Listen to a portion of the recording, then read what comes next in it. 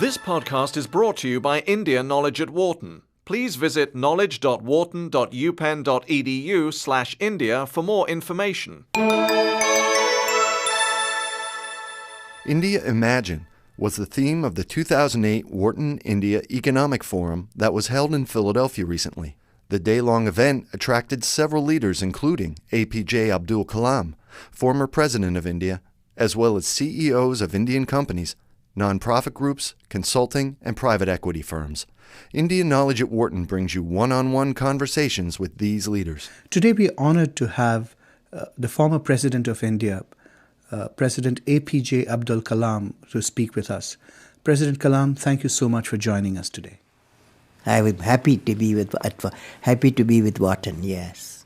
Since our publication is called Knowledge at Wharton, I wonder if you could tell us something about knowledge. Well, I designed a four-line poem-like thing called creativity. I would have made at least 1 million children to repeat it, okay? 1 million children. Repeat, I will say, and they will repeat it. So I am going to say a few words about creativity. Learning gives creativity. Creativity leads to thinking. Thinking provides knowledge. Knowledge makes you great. So I am very happy. Wharton, you are thinking of knowledge at Wharton. It's a beautiful idea. My greetings to all of you. I wonder if you could start by talking about your past. You were born in Rameshwaram in 1931. What are the biggest differences you see between India as it was then and India today? Well, I have orbited around the sun 76 times. You know what it means? You're 76 years old. Correctly you said it. So, in that 76 period, I have seen, and when I was a young boy, the Second World War coming to an end. And then I saw the effect of war and injuries, healing. I saw India attaining the freedom 1915 when I was a schoolboy.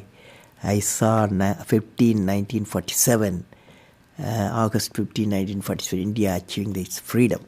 It was a great, happy moment. I have seen the economic ascent phase in India in 1991, 92. Ascent phase started. Till then we had a lot of difficulties. I have worked with visionaries like Professor Vikram Sarabhai and Satish Dhawan, Dr. Brahm Prakash. I have seen a green revolution. I have seen white revolution.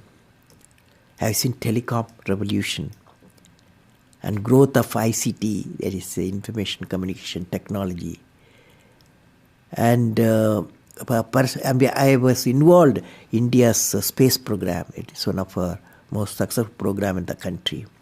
And self-sufficiency in the strategic weaponry. You just spoke about your involvement with India's rocket program. In fact, I know that you were also very involved with India's missile program and that you earned the nickname the Missile Man of India. Could you please tell us about that experience and what were the main lessons you learned? Well, it is like this. I worked to Indian Space Research Organization for about 20 years. There only we achieved putting a satellite in the orbit, building a 4-stage rocket system. Then I took up the integrated guided missile program with my team. I means the team.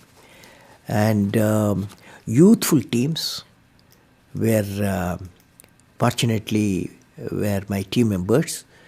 And they have worked together, and we have great value addition because the youth power and the program, particularly such a strategic missile program, succeeded. And the most important area is human resource development. So the program are in safe hands now. I learned one of the important thing in these programs, both space program, missile program, we should know how to handle not only how to handle the success, how to handle the failures. Particularly you are in the management environment, Wharton. I want the young people to understand how to manage the failure. Because any task you do, you have to come across problem. Problem should not become the captain of the individual or the project chief. And the project chief should become the captain of the problems and defeat the problem and succeed. So this is what I have learned. You played a key role in India's nuclear program in 1998. Could you tell us a little bit about that? Well, the main lesson I learned was how multiple technical teams and multiple departments of government of India could work together with the industrial partnership. That is a unique thing. How many people many teams can work together, get things done as a national need. This is it's a big experience I gained. You are known to be a deeply spiritual person. Have you ever felt guilty or conflicted about developing nuclear weapons? Why or why not? I realized that for my country's development, peace is essential. Peace comes out of strength. Strength respects the strength. Peace, that is how weaponized missiles were born. So the only strength you need, minimum strength to keep the nation peaceful, and so that you can enter into the necessary developmental missions. That's how I look at it. How did you come to become India's president? What leadership qualities do you think are needed to lead a country that is so huge, so complex, and so chaotic? Well, I won't say chaotic. Every, the type of order comes out of disorder, okay? This is what's happening now. I was elected as a president of India 2002-2007 through a well-structured election process. Now, the leader, not only to become the president, you need to give any political leadership or technological leadership. You have to have 6 traits one leader should have. And what are the 6 traits? Number 1, leader must have a vision. Without a vision, he will not be a leader, he or she. So leader must have a vision. The second one, leader must be able to travel into an unexplored path. Normally tendency to travel the, well laid out path. But the leader, he takes a path of untraveled path. Third thing, leader must know how to manage success, most importantly the failure. Any mission he does or she does, so he has to go through some failure. They should know how to manage the failures. Could you give us an example from your own experience about managing failure? Well, my own experience like this, 1973, I became the project director for satellite launch vehicle program, SLV-3, it is called, to put a Rohini satellite in the orbit by 1980. When the management structure I was given, money I was given, and then human power I was given, only they said by 1980, you must put the satellite in the orbit, making a rocket. So thousands of people worked for that, say a scientific technical team. So when the time came, 1979, I think it's in August, we launched, I was in the mission director, project director. I was the control center. I was the mission director. We handed over to the computer to do the process of checking the launch vehicle T minus 4 minutes and launch it. After 1 minute, in the computer, checkered computer put a hold. For some reasons, they said a display was there. It said some component is not doing well, control component. My experts told me, I have always behind me 4 or 5 experts will be there. And they quickly calculated in computer. They told me, don't worry, there is a lot of reserve fuel is there. We will succeed. So I bypassed the computer. I went on manual, launched the rocket system. Okay, and it's a 4-stage rocket system. First stage worked beautifully. As soon as the second stage separated, it got into trouble. Instead of satellite going the orbit, the whole rocket system went into Bay of Bengal. Okay, so it was a big failure. So that day, Indian Space Research Organization Chief, Professor Satish Dhawan, there's a press conference. 7 o'clock we launched. 7:45 there's a press conference. The whole world press is there in Sririkota at launch base. So I still remember the chairman of the organization, the leader of the organization, taking the press conference. I was by his side. He said, we have failed.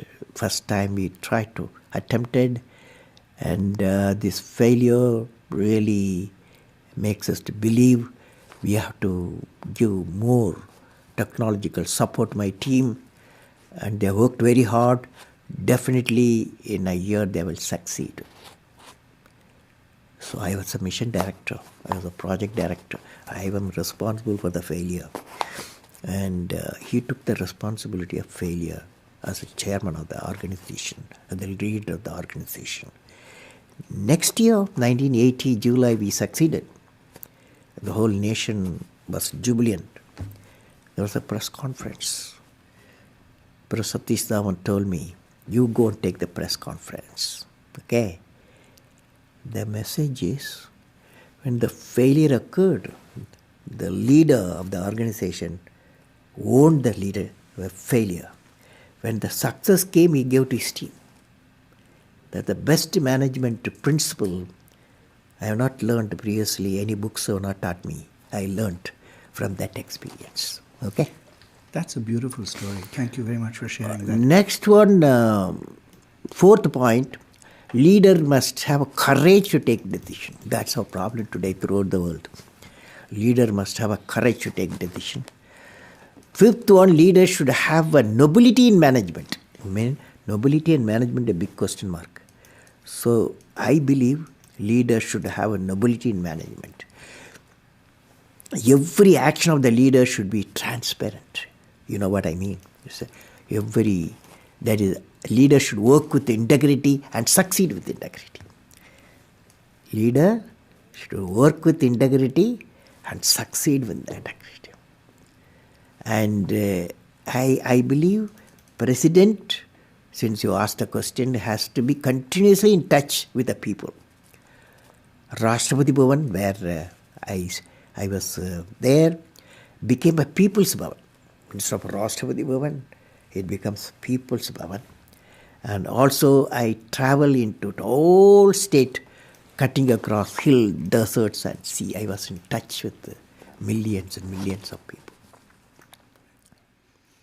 You had a vision for India in 2020. It was that gradually the differences between the countryside and the cities would disappear. Could you please explain your concept of the Pura and how that leads to this transformation? I am glad you have studied my website, and I have explained the Pura concept in the keynote address. I am going to do it today. Briefly, Pura is about giving a cluster of villages physical, electronic and knowledge connectivity so that the economic connectivity can emerge. We planned about 7,000 Puras for the whole nations, and it called Hill Pura, Coastal Pura, and Plainpura. And this, we believe this system, the Pura system, will bring the economic connectivity. That means employment generation potential increases. And I believe through Pura we are saying, and employment generation capacity, empowering the people for employment is indeed very vital in the rural environment so that prosperity will emerge. You have spoken about the need for India to become energy independent by the year 2030. How would that happen? Today all our fossil fuel dominating the energy sector throughout the world. The World Energy Forum predicts another 5 to 8 decades the fossil fuel will vanish because it is not renewable. So I have given to my country what is called energy independence. It's a three-dimensional approach. Number one, you go for solar power. Now solar power with solar cell efficiency today, 15-20%, is not economical. So I have suggested we should go for a CNT, carbon nanotube composite combination. That efficiency will go up, the solar cell efficiency will go up in the CNT background to 45 to 55%. Many of the research institutions are busy. In 3 to 5 years' time is going to come. So first is solar power source. Second is in nuclear power. Since we have got a abundant thorium-based nuclear reactors, definitely is one of the clean solution for the second area. Third area is the biofuel. Biofuel, one is ethanol route, another is biodiesel, Jetafa route. This combination, all the three, definitely will give a freedom from the fossil fuel, and also it going to have an environment, clean environment, because by fossil fuel the cars what you drive here in Wharton, what you drive in Philadelphia, what we drive in India, what we drive in New York, what we drive in London, all 30 billion tons of carbon dioxide we are pumping. So to come out of that, energy independence. Technology plays an important role in your vision for India's future. How do social grids help make India a developed country? So what I believe is called societal grid. Societal grid has got three grids. One is Pura grid, and the another is e-governance grid, another is health grid. The idea is that knowledge grid empowers the village citizens with skill and knowledge. Health grid brings the super specialty health care available in the city to the doorstep of the rural citizens. E-governance grid, another grid is called e-governance grid, brings transparent governance. Is very important, but transparent governance to the citizen. And also all these four grids, the economic, it will lead to economic growth and societal transformation, because communication in all areas are available. During your years as India's president, what was the biggest leadership challenge you faced, and how did you overcome it? Well, first time I had to return what is called Office of Profit Bill to the Parliament. For the reason I felt that there was no transparent system of determining a post as an Office of Profit or not. So that is a major decision, because nobody, it's first time I happened to study that. I have to return it to the Parliament for reconsideration. It created its own dynamics in my country, but I felt I had done the right thing there. If you could rewind and replay the years of your presidency, is there anything that you would do differently? Is there anything that you would have liked to do that you weren't able to? Yeah, last year I came up with the idea after finishing my 4 years term, and 5th year term starting at that time, I felt I must completely power the Rashtrapati Bhavan with solar power. And for that, a big proposal also emerged. And but then it created a lot of environmental questions. Rashtrapati Bhavan is a very clean environment with a lot of trees, flowers, and biodiversity centers. So the environmental people, they raised a lot of questions. Before I answer, my term was over. So that's one of the requirements, that Rashtrapati Bhavan should be a first home in the country electrified by solar power. One last question. You are a gifted poet. Could you please recite some lines of your favorite poem for us? I remember the favorite poem is The Vision. The Vision. I recited this poem in my parliament. So I will share with you. The poem goes like that. The name is The Vision. I climbed and climbed. Where is the peak, my lord? I climbed and climbed. Where is the peak, my lord? I plowed and plowed. Where is the knowledge treasure, my lord? I plowed and plowed. Where is the knowledge treasure, my lord? I sailed and sailed. Where is the island of peace, my lord? I sailed and sailed. Where is the island of peace, my lord? Almighty, bless my nation with vision and sweat resulting into happiness. Thank you very much. It's been an honor speaking with you. Thank you for all the beautiful questions. My greetings to Wharton. For more information, please visit knowledge.wharton.upenn.edu/India.